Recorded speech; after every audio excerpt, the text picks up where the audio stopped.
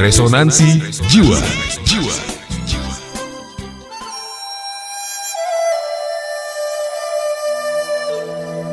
100 ekor burung pipit.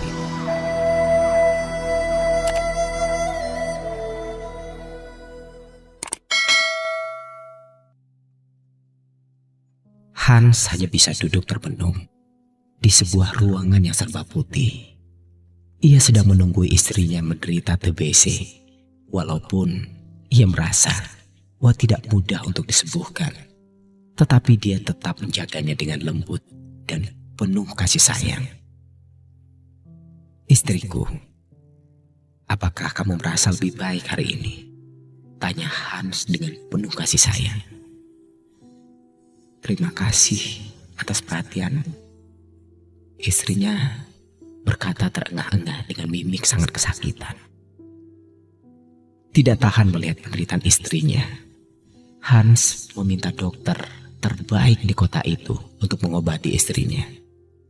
Lalu sang dokter pun memeriksa istrinya dengan hati-hati dan menyuruh Hans untuk menunggu.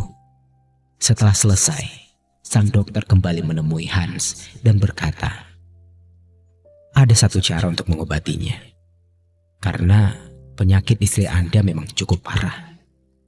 "Apa itu, dokter? Katakanlah.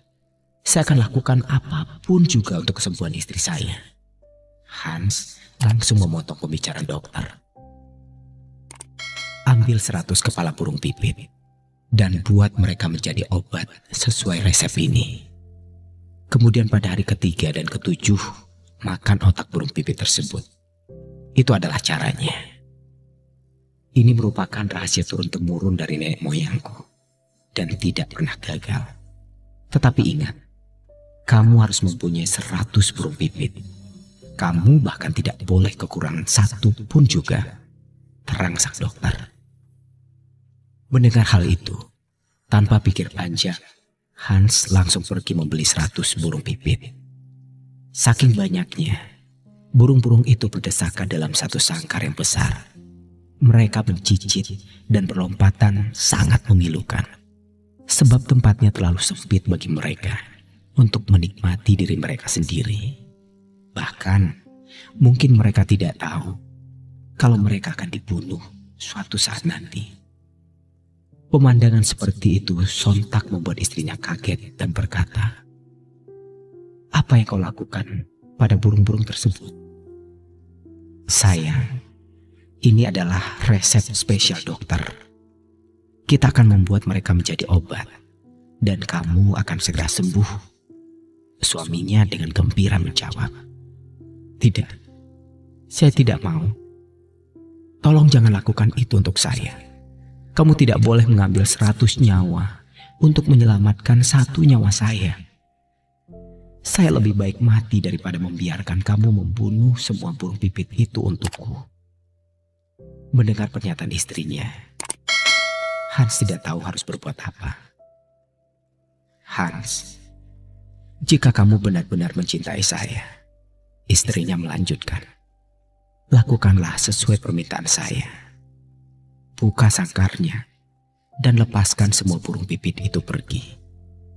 Lalu jika saya mati, maka saya akan meninggal dengan tentram." Dengan berat hati, Hans mengambil sangkar itu dan membawanya ke hutan. Kemudian dia membebaskan semua 100 burung pipit itu. Mereka terbang ke dalam semak-semak dan pohon-pohon dan bernyanyi serta bercicit-cicit. Burung itu terlihat dan bersuara seperti amat senang dan berterima kasih karena dibebaskan. Dalam beberapa hari, sebuah keajaiban terjadi. Istrinya dapat bangun dari ranjang, walaupun dia tidak minum obat apapun juga.